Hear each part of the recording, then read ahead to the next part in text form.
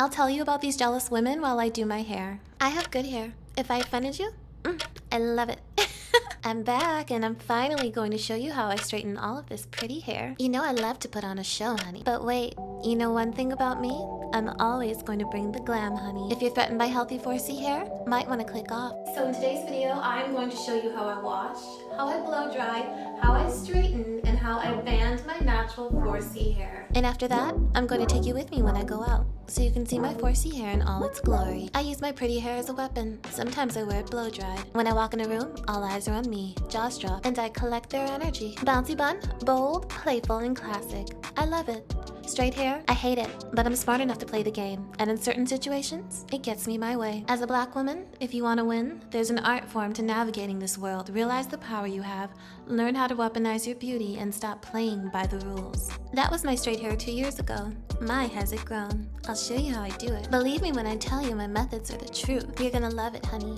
Afro puff with a swoop bang? I love this, so cutesy. Goes best with a sporty dress and some sneakers. I don't know why, but when I do my hair like this, people are always so eager to help me. Oh my god, can I help you carry that? Yes. Yes, you can. Look, I don't know why, but when I wear my hair like this, I get whatever I want.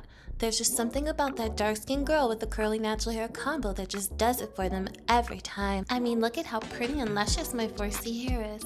I love it. Is my hair really 4C? Yes, it is. It's so sad I have to prove this to some of you all. 4C hair can grow long, thick, and healthy. Deal with it. 4C girlies are learning to love and care for their hair. And honey, buckle up, because we're about to take over. And well, this is for the haters. All mine, 100% Yoruba hair, honey. This is true 4C hair, possibly 5C hair. I have the thickness that comes with 4C hair that is highly coveted. But imagine spending thousands of dollars on lace wigs and hair weave, only to realize that your natural hair is capable and looks even better than the wig. To all my 4C girlies, if you learn anything from me, let it be this. Never run from who you are. Own it, wear it like a crown, and the world will fall at your feet. You ready, honey? Hair, 4C. Skin, dark. Body, T. Come into my world, honey. We're gonna straighten some hair, and I'm gonna tell you a little thing about jealousy. I welcome you to episode 4 of the 4C Diaries. Hi, lovey. So as I'm doing my hair, I'm also going to be putting together some mocktails. A couple of friends are coming over, and we're going to drink mocktails and have a couple of snacks before we head out. So I figured I would film myself doing that, walking you all through my hair straightening process, while also telling you about situations where I've had to deal with women's jealousy toward my natural hair. Okay? Alright. And also, let me give you guys a quick look at my outfit. I love my figure, and I love wearing outfits that complement my waistline and all of my curves. Alright, so the first instance I'm going to talk about happened when I was 5 years old. I didn't grow up in a very diverse community. A lot of you don't know this about me because I don't really talk about personal details of my life because I like to just keep it pretty beauty related on this channel. So fitness, hair, diet, that's pretty much all I like to talk about. I'll give like a tiny little snippet into my life. Usually a lot of the time I was the only black girl in the classroom. This is what my life was like until I turned 18 and I decided to go to a diverse university in Philadelphia. Especially growing up, I wasn't privileged to have the interactions with a lot of people of color. I was usually always the only black girl in the classroom or the only black person in the classroom, period. So whenever I had an opportunity to go to like a birthday party or anything to see other people who looked like me, I was really excited. So I remember this very vividly. This was my first ever situation dealing with hair jealousy. I was 5 years old and my mom put a ribbon in my hair. She made a little bow. My ribbon matched my dress. I matched my little kitty high heels and my little kitty purse. I was just so excited. I was over the moon. We get to the girl's house. My mom points to where all the other little girls are and she tells me to go over there and give I'm just gonna say her name is Ashley because I actually do see her here and there, and I don't even think she remembers this, and I definitely don't hold it against her because she was a child, but I'm just gonna use the name Ashley. And so she's like, okay, Ashley's over there, go give your gift to Ashley and go play with the other girls. So my mother goes and sits with the other moms. So I go up to her, I'm like super nervous because I was really shy when I was little. I didn't know these other girls that well, and I'm like, hi Ashley, happy birthday, here's your gift. And she looks me square in the eyes and she says, your hair is not prettier than mine, it's just poofier. Now you have to understand something. In my life, this was my first ever situation dealing with hair jealousy. I didn't even know it was hair jealousy. I didn't even know what was going on because growing up, I usually was dealing with people who were not used to seeing my texture of hair at all, and they were usually just more so curious and wanted to touch it and find out what it was about, or in the worst case scenario, I would get teased for it. I hadn't yet encountered a situation where somebody was competing with me for my hair. I kind of just smiled awkwardly and giggled. Okay, so here is another situation. So I told you all I played soccer growing up, and I usually always kept my hair in braids. My mother always braided my hair because my hair is very thick and very big, and it's just easier for her to grow it out for me and manage it while keeping it in braids. Occasionally I would ask her, can I wear it out? And if I was lucky, she would say yes. And there was one summer where she allowed me to wear it out. And I remember I enjoyed wearing it out so much. I would go to soccer practice with my hair down, and I would always put my hair up once I got to the soccer field. So like when we were all like on the sidelines, putting on like our shin pads and lacing up our boots and everything like that, that's when I would put up my hair. And there was this girl who was just so obsessed with accusing me of wearing a hair weave. She would come up to me and pat the top of my head and say, I love your weave. I know that's a weave. You look so nice with your weave. How's your weave? I was flabbergasted. I honestly didn't know how to react to it. I'd be like, it's not a weave. And she'd roll her eyes and be like, yeah, sure. I don't know. Till this day, I don't know why she did that to me. So this next situation, I kind of still have PTSD from it. So when I was in high school, I took an SAT/ACT prep course. And I was really excited about this because I got to go to downtown Minneapolis for this, and it was just like a very diverse atmosphere. And again, I was always very happy to be around other people who look like me because it's just not something that I grew up around. And so I remember I was... And this is my junior year of high school, and during my junior year of high school, my mother let me have a little bit of freedom with my natural hair, so I was allowed to wear it out. I was allowed to do what I wanted with my hair. My mother was pretty much like, you know, I've guided you, I've taught you, I've trained you, I've showed you what you need to do to maintain your hair, and now it is in your hands. It is up to you to take care of it. I was done with the braids. I hated them. I feel like I just lived in them for such a long time in my life. I was just like always living in braids. So I was really excited. My mom did a very good job of growing my hair out, maintaining it, getting it long. And yeah, I broke it off later on. At this point, I had just started growing my hair out. And so I was really excited. So I went to this place at the University of Minnesota. There was just so many kids in this big auditorium. I was so excited, and I remember I sat down in the auditorium, and a lot of the kids knew each other, but I didn't know anybody there. So I sat down and I looked out my mirror, just, you know, check out my hair and make sure everything looked okay. And there was this girl that was behind me. I could hear her talking to the guy next to her. And she's like, she's so ugly. She thinks she's pretty with her nappy ass hair. She's like, I just want to take that mirror and smack it out of her hand. Who does she think she is? And I remember, God, it is honestly so traumatizing to talk about this. And she said it loudly, so the teachers that were around could Can we take a second to appreciate the blow-dried hair? It took forever.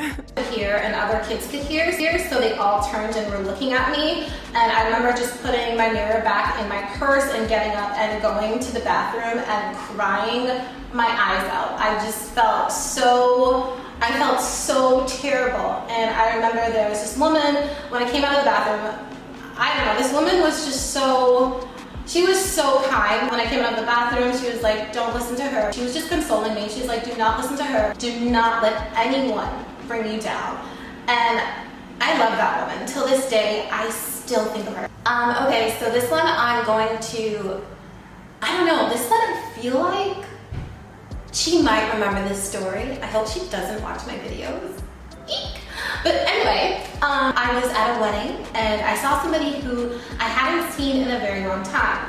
And I had my hair in an angel bun. This woman that I've known for quite a while, she comes up to me, she's like, oh my God, I love your hair. I'm like, thank you.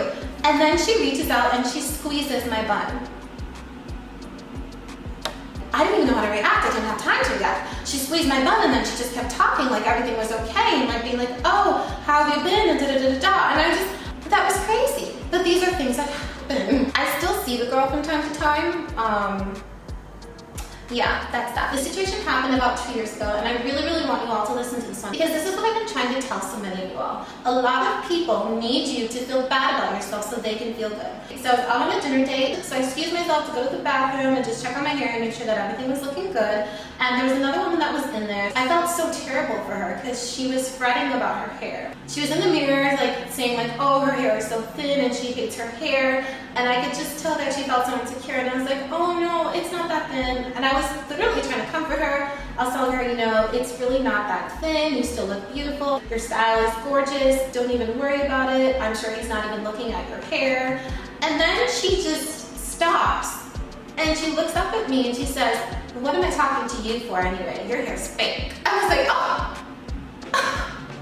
I didn't bother correcting her. I didn't even bother throwing a comeback at her because honestly, I genuinely just pitied her. I just pitied her. I knew she had very low self-esteem and she simply said that because she wanted to feel good about herself. And I just politely smiled at her and walked out of the bathroom. It was just, to me, it just wasn't a battle that I felt was worth fighting. I just really felt bad for the woman. I could have let that woman know that my hair is real and I could have flaunted how thick and healthy my hair is. But as a woman who is blessed with 4C hair, I understand that I have a thickness in my hair that is coveted and praised in society, and I choose to handle such moments with grace. I could see that she was already struggling to see herself as beautiful, and I didn't feel that rubbing the beauty of my 4C hair in her face was the right thing to do in that moment. As your 4C hair grows, the sight of your thick and beautiful hair will trigger some people who are insecure. I encourage you to handle such situations with grace and realize that they're just struggling to love themselves. So as you can see, I do not use a fine tooth comb to chase my hair with. I know a lot of people prefer that, but I personally do not like to silk press my hair. I straighten my hair, but I do not silk press it. And I don't like people act like silk pressing your hair is very hard. It's not something that's hard to achieve. You just have to use highly minimal product and chase with a fine tooth comb or a boar bristle brush. It's not something that's hard to do. I just personally don't choose to do it because number one, I find it to be very damaging. I just don't like the look of silky straight hair on me. I just really don't like it. It's just not my thing. I love using silicone conditioners because it prevents my hair from breaking and I'm able to retain a lot of length. I wanted to do an angel bun, but I didn't have the time, and I was able to do this in like literally 5 minutes. So yeah. Okay, here's the finished look, and now I'm headed to DC. Love it. I express myself through my natural hair. It's how I communicate my energy to others while still keeping my aura intact. I'm living now. I do what my spirit tells me. They screen movies at the Library of Congress on a projector. A friend asked me to come. I loved it, but I love the Uber rides back from DC even more. Just me, my thoughts, and my earbuds. Someone once told me that there's a darkness about my energy. Initially, I was offended. I tried to fight it. But then I realized I'm more powerful when I embrace who I am. You can't know, but that's why I don't see. You can start. I travel a lot. I live my life for me now. Whether it's a random adventure in DC with my cousin and his homeboy, or a night alone in my apartment lighting candles and meditating. I do what I want, I say what I want, and I wear my hair how I want. And you either love me or you love me. And if you don't, I feel sorry for you, because it can't feel good to fight it, honey. There's a freedom that comes with falling in love with yourself unapologetically. It's in the way you move your body, the way you flip your hair, your ability to hold unwavering eye contact with any stranger, the tenacity to go after whatever it is that you want because you realize that it's your birthright. You were not born to be the supporting actress. You are the lead, you are the star of your own show. If you want to be, if you choose to play supporting actress in your own life, well then, you're an idiot. And believe me, there will always be a selfish bloodsucker who will willingly use you as their footstool. If you like, tell them you hate your hair. They love it.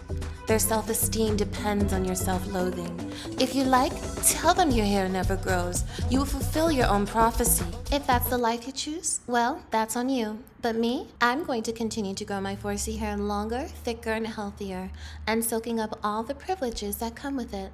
And I will continue to use my 4C hair to shapeshift and capitalize off of the benefits of each hairstyle that I choose. Because 4C hair can do anything. Hear me out. Hear me out. And I'm not bashing anybody if this is what you choose to do. I know it talks people when I say this, but I have no judgment toward any women who wear wigs and weaves because you don't know what someone's doing with their own hair or what they're going through. But imagine spending thousands of dollars on lace wigs and hair weave only to realize that your natural hair is capable and looks even better than the wigs. You wouldn't believe how many people don't want you to know your potential.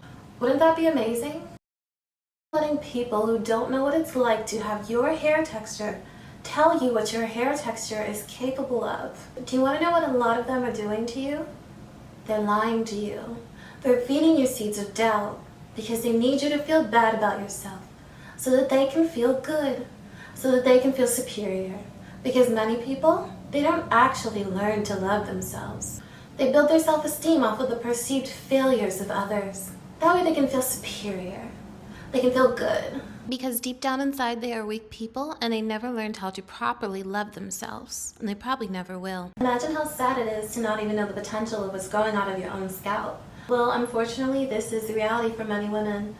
Many women don't even realize. I have my dream body and it's natural, and my 4C hair is longer than I thought it would ever be. If you want to see how I did this, make sure you check out this video.